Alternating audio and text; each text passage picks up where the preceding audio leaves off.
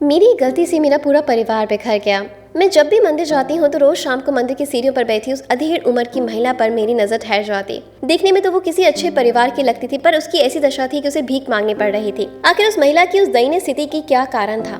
मैं मनी मन अपने आप से अनुमान लगा रही थी और रोज वापस घर पर आ जाती थी। सुबह को गृहस्थी के 10 काम रहते थे तो मंदिर जाना नहीं होता था, पर मैंने शाम को जाने का नियम बना रखा था।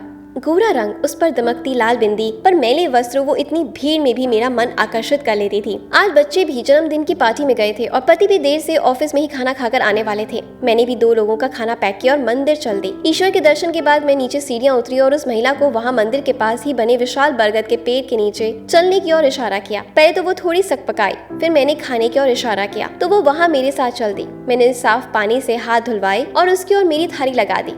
उससे खाने का आग्रह किया पर वो चुप रही। मैंने फिर जोर दिया, आप खाना खाएं, मैं आपके लिए खाना बना कर लाई हूँ। वो कुछ देर चुप रही, फिर बोली, आप तो मुझे जानती भी नहीं, फिर क्यों एक अनजान को खाना खिला रही हैं? मैं भी औरों की तरह भीख मांगकर अपना पेट पाल लूंगी। आप मुझ पर ये विशेष दया क्यों दिखा रही हैं? मैं इस तरह आपका खाना नहीं खा सकती हूँ। और उसने इनकार कर दिया, जबकि उसके चेहरे से लग रहा था कि वो काफी भूखी है। मैं वो रोज मंदिर आती हूँ तो मैं आपको देखती हूँ, तो मुझे लगा कि आप किसी अच्छे घर से हैं। इस तरह भीख मांगना तो मुझे आपकी मजबूरी लग रही थी, और आज पति और बच्चे घर नहीं थे तो मैंने सोचा आपके साथ ही खाना खा लूं, इसलिए मैं ले आई। आप मना मत कीजिए, छोटी बहन बस प्यार से कुछ खिला रही है। मेरे दोबारा आग्रह को वो टाल नहीं सकी। खाना भी बड़े अदब से खा रही थी। खाना खाते खाते उनकी आंखें भर आई और बोली, बड़े दिनों बाद इतना अच्छा खाना खाया है, आप कुछ काम क्यों नहीं करती? इस तरह भीख मांगना तो आपको शोभा नहीं देता। आप कुछ भी कर सकती हैं, लोगों के घरों में झाड़ू पोछा, बर्तन या फिर खाना बनाने का काम या कोई सिलाई का काम। आप आत्म स्वाभिमान से भी जी सकती हैं, फिर भीख मांगने का ही काम क्यों? मैंने उत्सुकतावश पूछा। वो फीकी हंसी हंसते हुए बोली, मुझे कुछ काम आता ही नहीं, कभी कोई काम किया ही नहीं, तो किसी घर पे क्या काम करूंगी? और मुझे हरदम ईश्वर के ही पास रहना है, इसलिए मैं मंदिर की सीढ़ियों में बैठी रहती हूँ। आज जो मेरी हालत है वो सब मेरे बुरे कर्मों की वजह से है। इंसान को अपने बुरे कर्मों का फल इसी जन्म में भुगतना पड़ता है। वो आगे खुद से ही बताने लगी, मेरा नाम शोभा है। मैं बहुत ही धनी व्यापारी के घर पैदा हुई। घर में नौकर हाजिर खड़े रहते थे। खाने पीने की कोई कमी नहीं थी। जिस चीज पर हाथ रख देती वो चीज मुझे मिल जाती। मैं बहुत ही अहंकारी और जिद्दी किस्म की लड़की थी। पिताजी ने बहुत पढ़ने को कहा, पर मैं पढ़ाई से जी चुराती थी। जैसे जैसे करके मैंने पढ़ाई पूरी करी और पिताजी ने मेरी शादी तय कर दी। मेरी शादी मुझसे भी धनी परिवार में हुई। कपड़े गहनों की कोई कमी नहीं थी। परिवार में सास ससुर जेठ जेठानी थे। जेठानी की कोई औलाद नहीं थी और शादी के बाद मेरी गोद जल्दी ही भर गई। मेरी पहली बेटी हुई। परिवार वालों को वापस ही उम्मीद हुई, पर सबने मन को समझा लिया कि अभी तो पहली ही संतान है, हो सकता है दूसरी संतान बेटा हो जाए। मैं अपने बच्चे को जेठानी को छूने भी नहीं देती थी। उनका अपमान करती रहती थी। वो बेचारी कुछ नहीं कहती थी। जेठानी जो थी वो मुझे छोटी बहन समझकर प्यार करती थी, पर मैं अहंकारी थी जो उनका प्यार समझ नहीं पाती। दूसरी बार मैं गर्भवती हुई। सास ससुर ने गरीबों के लिए भंडारे लगवाए और जगह जगह दान पुण्य किए ताकि सबका आशीर्वाद मिले और मैं बेटे को जन्म दूं। पर इस बार भी मुझे बेटी हुई। अब परिवार वालों का रवैया बदलने लगा, पर मैंने उम्मीद नहीं छोड़ी। तीसरी बार भी जब मैं गर्भवती हुई तो इस बार आखिरी उम्मीद थी बेटा ही होगा, क्योंकि मेरा शरीर कमजोर हो गया था और डॉक्टर ने आगे बच्चा करने से मना कर दिया था। तीसरी बेटी होने पर मैं बहुत ही ज्यादा रोई और उसे दूध पिलाने से भी इनकार कर दिया। पर कब तक? आखिर माँ का मन पिघला और मैंने उसे भी प्यार से पालने लगी। इतना पैसा और बड़ा व्यापार जिसे संभालने की कोई वारिस नहीं था। सभी ससुराल वाले चिंता करने लगे। एक दिन अचानक सुबह सुबह जेठानी जी का मन घबराया। परिवार वाले तुरंत अस्पताल ले गए। पता चला कि वो पेट से है। ये सुनते ही मेरे पैरों से जमीन सरक गई। मैं बिल्कुल खुश नहीं थी। जो पूजा पाठ हवन बेटा होने के लिए मेरे लिए करवाए थे, उनका फल उनको मिलने वाला था। मुझे लगा अगर इनको बेटा हो गया तो परिवार में मेरी इज्जत कम हो जाएगी। अब उनका होने वाला बच्चा मेरी आंखों में चुभने लगा। परिवार वाले उनका लाड चाव करते और मैं मनी मन जल भुन कर रह जाती।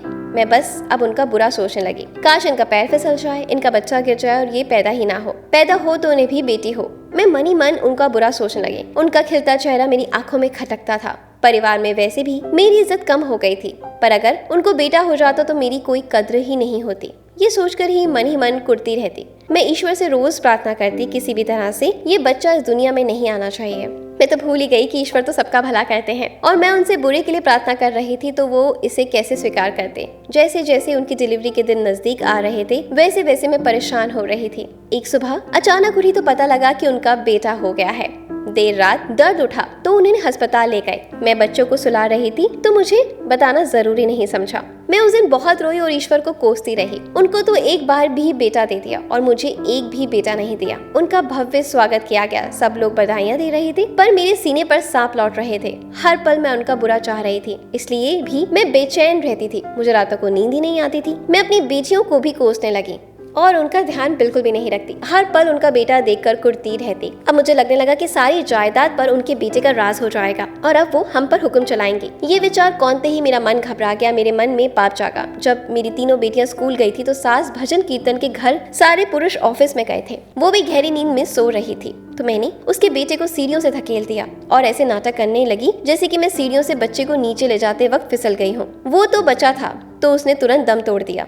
घर में कोहराम मच गया। परिवार का इकलौता वारिस चला गया। बड़ी मुश्किल से सालों बाद उन्हें बच्चा हुआ था। वो एकदम से पागल हो गई। उन्हें संभालना मुश्किल हो गया। मैं भी रोने का झूठा नाटक करती रही। मनी मन खुश हो रही थी। मेरे कलेजे को बहुत ठंडक मिली, लेकिन इन सब के बीच में कभी न कभी उनसे नजरें नहीं मिला पाती थी, क्योंकि मैं जानती थी उस मासूम को मैंने जानबूझकर मारा है। बुरा कर्म तो मैंने उस वक्त कर लिया, पर मैं इसके परिणाम से अनजान थी। कुछ समय तक वो शायद मनी मन मुझे कोसती रही होंगी और बेटे के गम में उन्होंने संसार छोड़ दिया। सास ससुर भी बेजान हो गए। अब किसी चीज का मोह नहीं रहा। वो हरिद्वार गुरु के आश्रम में चले गए थे। घर में मातम पसर गया। अजीब सा माहौल बना रहता। आखिर घर के वारिस की हत्या हो गई थी। जी पत्नी और बेटे के गम में घंटों नशे में चूर रहते। मेरे पति की व्यापार संभालते थे, पर उनसे अकेले नहीं हो पा रहा था और लगातार घाटा हो रहा था। एक दिन मेरी तीनों बेटियां स्कूल जा रही थी। वो सड़क पार कर रही थी कि एक तेजी से आते हुए वाहन ने उन्हें कुचल दिया। अपने तीनों बच्चों को एक साथ खोने के बाद मुझे उनके दर्द का एहसास हुआ। अब मैं पागल सी हो गई थी। जी के पैर छूकर रोज उनसे माफी मांगती।